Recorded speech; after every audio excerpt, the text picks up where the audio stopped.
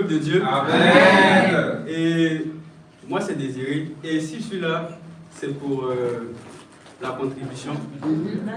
Parce que précédemment, nous avons vu le repas du Seigneur de Goretti qui présentait ce que la croix de Christ a fait pour nous. Et là, je vais vous partager ma conviction sur ce que moi je fais pour Jésus. Sans plus tarder, on va aller en Hébreu. Hébreu 6. Let's go. Prêche la parole. Hébreu 6, le verset 10. Donc, je lis la parole de Dieu. Car Dieu n'est pas injuste pour oublier votre travail et l'amour que vous avez montré pour son nom, ayant rendu et rendant encore service aux saints. Amen. Amen. Donc, frères et sœurs, ce passage est clair. Il est clair parce qu'il nous apprend que Dieu prend en compte tous les sacrifices, tout ce qu'on fait pour lui. Oui. Et ces sacrifices prennent en compte ce que nous faisons dans sa maison, ce que nous faisons dans la moisson, le cœur avec lequel on prend soin de ses brebis, et aussi le cœur avec lequel nous donnons. Et Dieu prend en compte tout ça. Et c'est comme si ça te créait un compte céleste où à chaque fois que tu fais ces sacrifices pour donner, tu fais ces sacrifices pour plaire à Dieu, ce compte-là est crédité. Ainsi sur le point. Et ça, c'est une réalité assez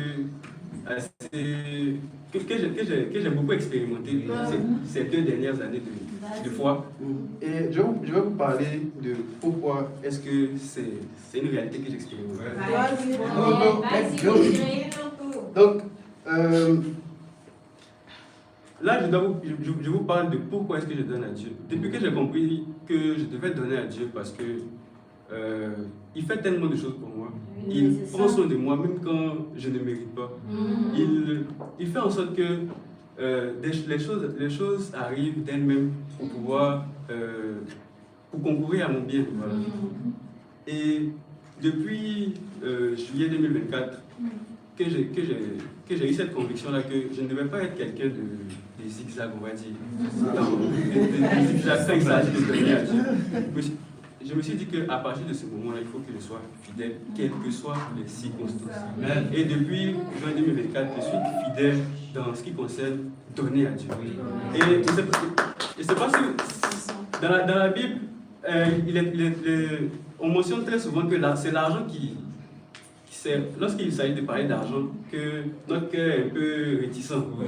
Et moi, dès que j'ai compris ça, je dis que moi je vais faire l'inverse. C'est ça. Pour montrer à Dieu que voilà. C'est ça. Maintenant, avec cette fidélité-là, vous savez que Dieu va l'éprouver.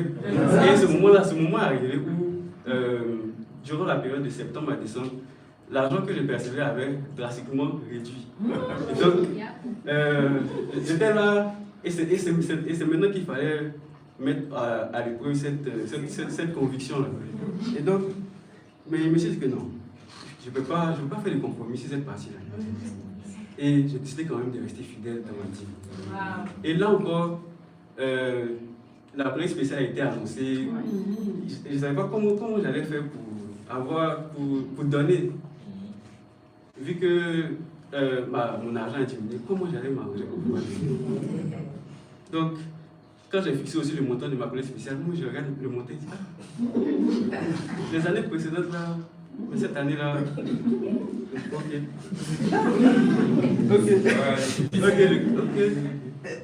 Et dans cette période comment on appelle ça? Cette période où cette période d'épreuve, il y a un principe aussi qui m'a échappé. C'est le fait que lorsque tu t'occupes des affaires de Dieu, lui aussi s'occupe de tes affaires. C'est ça, toujours ça. Mais comme Dieu c'est le meilleur des enseignants, la période de stage était arrivée, il fallait chercher un stage. Et je me rappelle qu'il y a 2 ans de cela, je cherchais aussi un stage. Et lorsque j'ai mis un principe que Nico m'a enseigné, cherche premièrement le royaume et la vie juste. Et toutes les choses, Dieu vous donnera toutes les choses. Donc, quand la période des stages est venue, il dit, ah ok, là maintenant, Dieu veut me rappeler que mon cœur était éloigné, il faut que je me ressente. Et lorsque j'ai commencé à me recentrer sur chercher premièrement le royaume avec l'aide de Vincent, et dans la méditation, dans la prière, dans la moisson, en même pas 2 semaines, l'Éternel a montré sa fidélité, m'a décidé de m'encourager. Et j'ai reçu une première nouvelle qui me disait que ta bourse avait augmenté.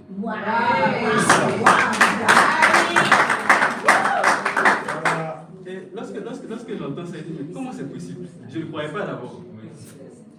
Et je dis, ok, et la semaine dernière, je reçois un virement de l'ambassade. C'est ça. Et je vois que la bourse a vraiment augmenté. C'est ça. Et le premier réflexe, c'est de rendre grâce à Dieu. Et là j'étais vraiment content. Mais je n'étais pas au bout de mes surprises. Dans la même semaine, c'est-à-dire 2 jours plus tard, je reçois encore un message qui me dit que jeudi, tu dois aller à Rabat. Tu as rendez-vous avec quelqu'un qui pourra t'aider à trouver du stage. Et quand je vois ces 2 choses que Dieu fait, je ne peux pas rester là et dire que je vais faire une compromission lorsqu'il s'agit de donner. Donc, frères et sœurs, moi je donne par reconnaissance. Moi je donne parce que Dieu fait tant de choses pour moi. Et vous aussi, j'ose espérer que ça sera aussi le cas. Je sais que les temps peuvent être difficiles, mais la fidélité envers Dieu paye toujours. Donc, je vais vous laisser sur cette question.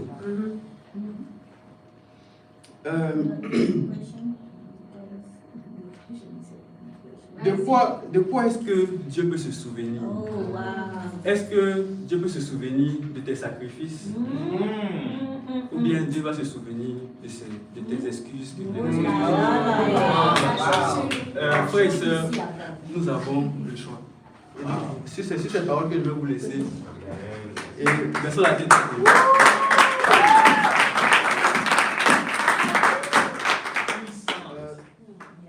Éternel Dieu, je te rends grâce car tu as permis à ce que je puisse partager avec mes frères combien est-ce que tu es merveilleux, combien est-ce que tu es bon, combien est-ce que tu es fidèle et combien est-ce que ta parole est vraie lorsque tu la mets en pratique. Seigneur, s'il te plaît, donne de parler à nos cœurs afin que nous ne fassions aucun compromis lorsqu'il s'agit d'être fidèles à toi. Que nous offrons nous-mêmes, mais aussi que nous offrons, Seigneur, ce qu'on a comme sacrifice. Et c'est ça le concours gagnant. Béni soit ton Seigneur, au nom du Seigneur Jésus-Christ que j'ai ainsi prié. Amen. Amen.